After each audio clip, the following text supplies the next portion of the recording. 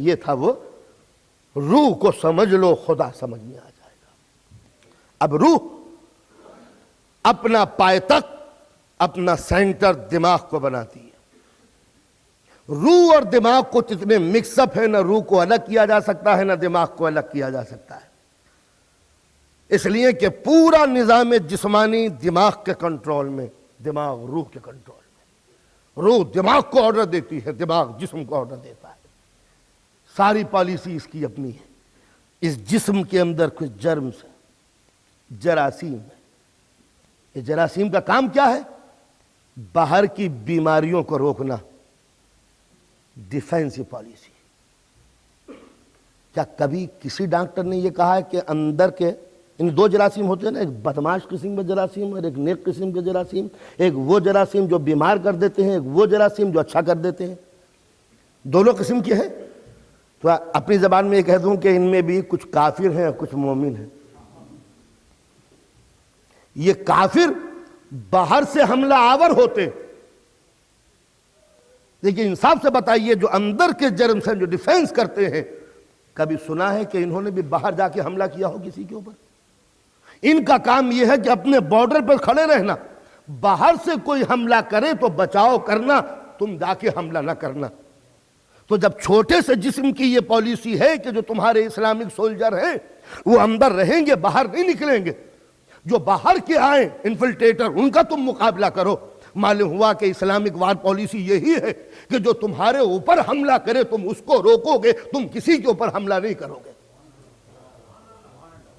تو جب جسم کے اندر قدرت نے یہ پالیسی رکھی ہے تو اب ظاہر ہے کہ اگر یہ کہا جائے کہ جنہوں نے حملہ کیے ہیں وہ اسلامی نقطہ نظر کے حملے نہیں کیے تو کیا غلط ہے؟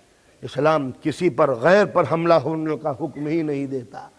اگر سرکار دو عالم نے دوسرے پہ حملہ نہیں کیا، حضور سرور کائنات پہ حملے کیے گئے ہیں، اس کا زندہ ثبوت۔ اگر حضور حملہ کرتے تو جنگ مدینے کے باہر ہوتی، مدینے کے چاروں طرف نہ ہوتی۔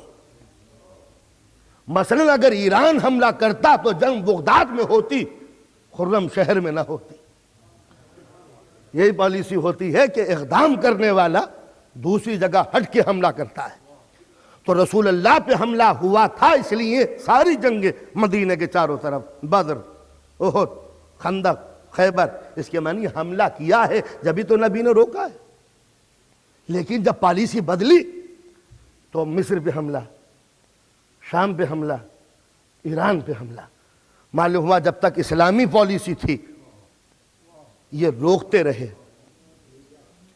اور جب وہ پالیسی آئی تو ہم مسلمانوں کا نظریہ بدل گیا، حملہ کرو۔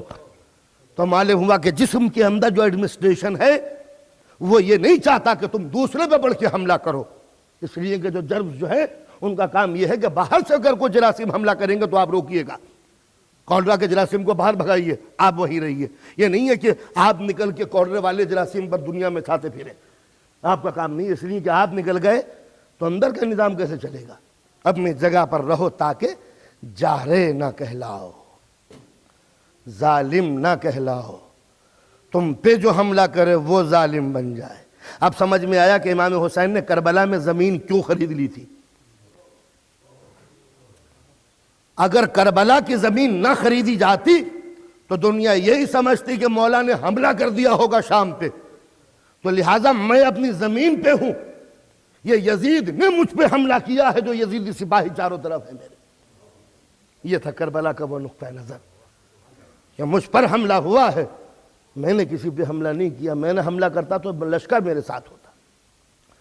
تو اسلامی نظام دماغ کنٹرول کرتا ہے، دماغ کو روح کنٹرول کرتی ہے۔ دیکھتا میں نہیں، دماغ دیکھتا ہے۔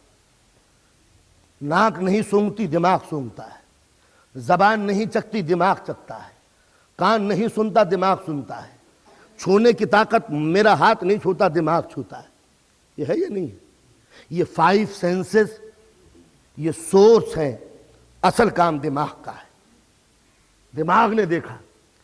آنکھ کا کام صرف اتنا ہے کہ سامنے کا جو سین ہے وہ ریٹینا پہ ڈال دے۔ ریٹینا اس کو لہروں میں چینج کر کے دماغ تک لے جائے، دماغ بتائے کہ یہ کون کون بیٹھا ہے۔ تو سامنے کا فوٹو ریٹینا پہ ڈالنا آنکھ کا کام، لینس کا کام، اور چہروں کو پہچاننا دماغ کا کام۔ اچھا، دماغ اپنا اگر فنکشن چھوڑ دے تو ریٹینا پہ تصویریں تو آئیں گی مگر پہچان نہ ہو سکے گی کون۔ کوئی آدمی ہے، بوڑھا آدمی، دم نکل رہا ہے، آخری وقت ہے، اس کے بیٹے کو لاکے جا کے سامنے کھڑا کر دیا، ابا پہچانو کون ہے؟ وہ دیکھ رہے ہیں کون ہے۔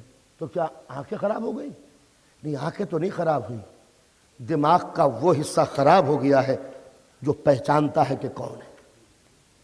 تو معلوم ہوا کہ نظر نہیں دیکھتی، دماغ دیکھتا ہے، ناک نہیں سونگھتی، دماغ سونگھتا ہے۔ آپ نے پھول کیا، کیا ہوا کہ ذرا کولڈ ہو گیا، ذرا کچھ پتہ نہیں چل رہا کہ یہ خوشبو ہے بدبو، تو ناک ٹھیک کر دیے، دھو لیے۔ کہا کہ نہیں، دماغ کا وہ حصہ متاثر ہو جاتا ہے جب تک کہ بی کمپلیکس نہ دیا جائے، جب تک کہ کام بنتا نہیں ہے۔ تو معلوم ہوا سونگتا دماغ ہے۔ چھونا، ہاتھ چھوتا ہے یا دماغ چھوتا ہے؟ اب یقین مانیے کہ جو کچھ بھی ہے وہ دماغ کا کام ہے۔ ہاتھ کا کام اتنا ہے کہ یہ لہروں میں تبدیل کر دے دماغ تک، اور دماغ بتاتا ہے کہ یہ برف ہے، یہ آئس ہے، یہ الیکٹرک ہے، یہ فائر ہے۔ تو جو کچھ بھی کام ہے وہ دماغ کا ہے، ہاتھ کا چھونے کا نہیں ہے۔ آپ نے دیکھا ہوگا سگریٹ پی رہے ہیں، پیتے پیتے دماغ کہیں اور سگریٹ جل گئی اور ہاتھ جل گئے، کیا بات ہو گئی؟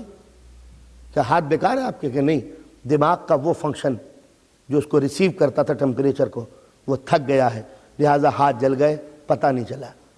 سنا ہوگا قرآن مجید کی تفسیر میں کہ مصر کی عورتوں کے، ایجپشین وومن کے انگلیاں کٹ گئی تھیں، پتہ نہیں چلا تھا۔ کیوں؟ سامنے یوسف تھے، چاقو چل گئے، سامنے یوسف تھے، چاقو چل گئے، دماغ یوسف کے حسن میں کھویا ہوا تھا، انگلیاں کب کٹ گئیں پتہ نہیں چلا۔ تو دوستو، جب یوسف کا حسن سامنے ہو، انگلیاں کٹ جاتی ہیں، پتہ نہیں چلتا، تو جس کی نگاہوں کے سامنے خدا کا جمال ہو، پیروں سے تیر نکل جاتا ہے، پتہ نہیں چلتا۔